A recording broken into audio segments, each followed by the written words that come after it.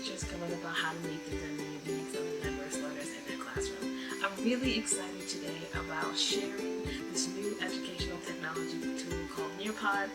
This is one of the most requested videos on this channel, and I'm really excited to be sharing this new technology with you today. So I'm going to dive into all of the ins and outs of Nearpod and share with you how I've used this tool for the past 2 months with my math students. Nearpod is an educational technology tool that converts presentations into interactive tools. It allows students to write, to watch videos, and to take quizzes, and many different other functionalities that can be used on Nearpod, and makes these lessons accessible for students.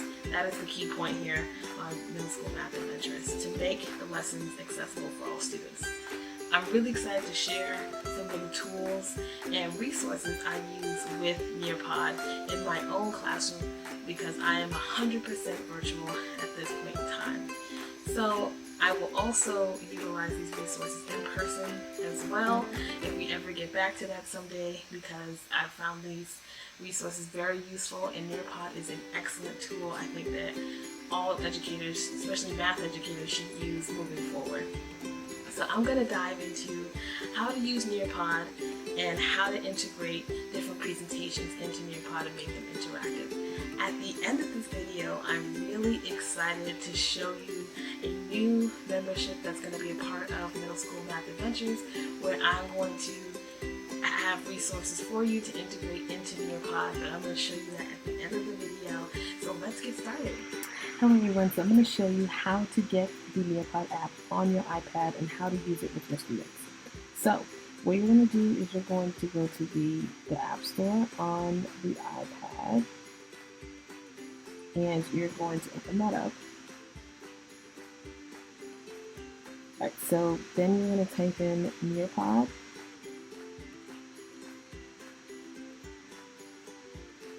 It should pop up. Then what you do is that you download this onto your, I was working on this earlier, so it'll show you my library here. And we're going to be working on showing you how to integrate this into your lesson. But all of your lessons are on here. And when you utilize this with your students, one of the great things about this is that you can actually preview the lesson, and then you can also draw on this and share this on your screen with your students during whole group instruction. So it's really useful. One thing I suggest that you do is you click live participation and you hit a new live view. So make sure it's a new one, because you're going to be writing on this. Okay? So you don't share this code with your students. Then you click the S at the top to go to student view. So you're going to go to one of your drop sides, and then you're going to pick one of the pens, and you can easily just write onto this very simply, and you can share your screen and they can follow along with you. So this can be used as a guided notes tool as well, to help you be able to show your students how to do the problems in math. And then you're probably wondering, what are these worksheets that are being shown on here? This is something I'm going to talk about at the end, when I go over how to set up Google Slides and how to integrate your Google Slides into Nearpod. And I'm going to show you this on the computer. So the iPad is such a useful tool, and I hope that you are able to use the iPad and Apple Pencil, because it's a really a game changer. So now I'm going to show you how to actually convert your Google Slides into Nearpod. Finding instructional materials designed to make Nearpod actually engaging is actually really difficult to do, and this is why I started to develop resources specifically for Nearpod, and allows me to actually integrate the web tools into the lesson as well. So I'm really excited to be showing you this new product that I have designed called Inclusive Small Group Mathematics, and this curriculum is really specifically designed for small groups, and it's skill-based. So these slides include a CRA method, which stands for Concrete, Representational, and Abstract. Each slide is designed to teach students about how to think about the problem conceptually, represent the concept with a visual, and apply the concept to real-world problems. So Nearpod is really a great tool because you can utilize Google Slides, which is something that a lot of teachers already use. If you purchase the inclusive small group mathematics activities, all you have to do is just integrate it into Nearpod, which is really easy. I'm going to show you how to do that right now. So the first thing that you do is you're going to add Nearpod as an add-on, and you'll click Add Add-ons, and it's already installed, so all you have to do is just click on this. I would advise you to use Google Slides instead of the designing on Nearpod because it's way easier. So that's just a little tip. When you're ready to integrate this into Nearpod, what you'll do is you'll open Nearpod,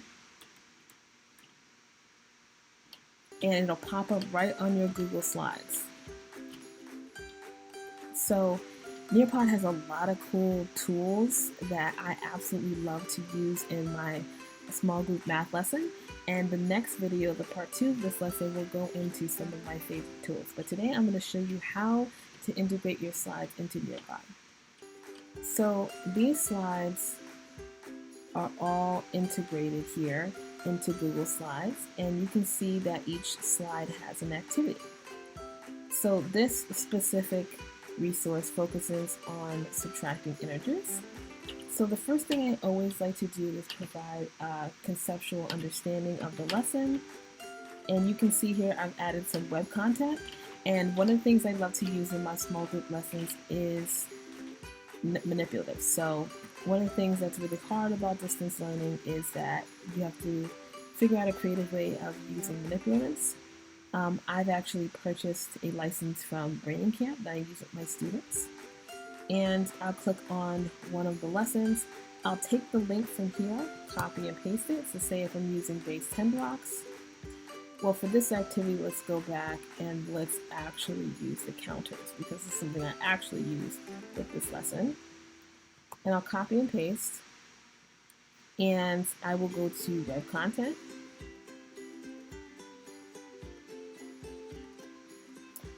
And then on here, I will put in the URL. And then it will convert the slide into the website. Really easy. So that'll show up on when I save it to Nearpod. The second thing I love to do with these slides is any slides that I like to show students how to do the work and to guide them through the lesson, I make it a draw it. And Nearpod is super easy because you can already do this by clicking convert to draw it. And automatically these slides become draw it slides. So I do that for each one, and it takes a couple of seconds.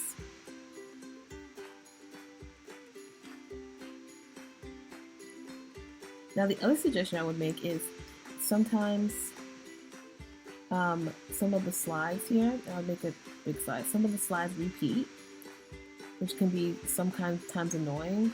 So what I do is I delete the previous slide and just make sure that I have the draw it on there so that they can see it. So now that we're ready to integrate this into Nearpod, it's super easy. What I do is save and go to Nearpod, and the Nearpod website will pop up automatically on your screen. Then it'll start to save the lesson. So it'll take a minute to save. And when it saves, what you'll be able to do is you'll be able to open it up. It's almost there. It does take a little bit to actually do each one of these slides here. But once you open it up, you'll be able to click live participation or student paste. And I usually use live participation during my synchronous lessons so that my students can see exactly what I'm doing during the lesson. And each lesson comes with a code. Now you can integrate this into Google Classroom by clicking this link. You can also just have students use the link. If you're in Zoom, you can put the link in the chat along with the code and they can easily access it. So now let's take a look at the slides. So this is our first slide here. And this is the link that they'll have access to. They have to, if you're using Brain Camp or any other service, make sure the students have access to the link. I will click on that. And students will be able to use the counters. Now you won't be able to see them doing this live, but what you can do is ask guiding questions to see if they understand the concepts. So that's why I love using these digital manipulatives. The second thing is that for each one of these slides, you'll be able to see what students are doing live during the lesson so that you can be able to see who's doing the work and who's not, and also who needs help and assistance. Right? So this is one of the coolest things about this feature, that you can see what students are doing live. So the students' names will pop up on the screen and you can see exactly what students are doing live. So these are all of the different ways that you can integrate Nearpod into your Google Slides lesson and create really engaging activities. I absolutely love Nearpod for this reason, and it is amazing how many things you can do with it. I'm really excited to be launching the Middle School Math Adventures membership, where teachers can gain access to resources for their students with diverse learning needs. So this membership will be focused on math content and skills that allow students to really engage in hands-on digital learning activities. Some of the activities will be integrated into Nearpod, so that you'll be able to also use Nearpod along with Google Classroom, which a lot of teachers are currently using. I'm working really hard to make sure that all of my middle school math adventures are able to have engaging online digital resources for their classrooms. If you're interested in this membership and want to know when the launch date is, there's going to be a link for signups in the description box below. And I'm really excited to launch hundreds and hundreds of resources, digital resources, resources for fluency, intervention resources specifically designed for middle school math teachers.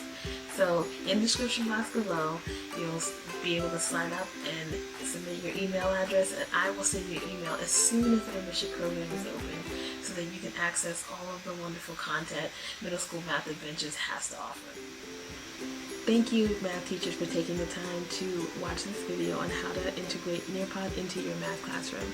If you are still feeling overwhelmed or confused about how to integrate Nearpod into your math lessons, I know I certainly was when I first started. I'm going to have a live Q&A starting in December, where you can come on and ask questions about how to integrate Nearpod into your lessons. I will also provide a free guide on how to integrate Nearpod into your math lessons in the description box below of this video.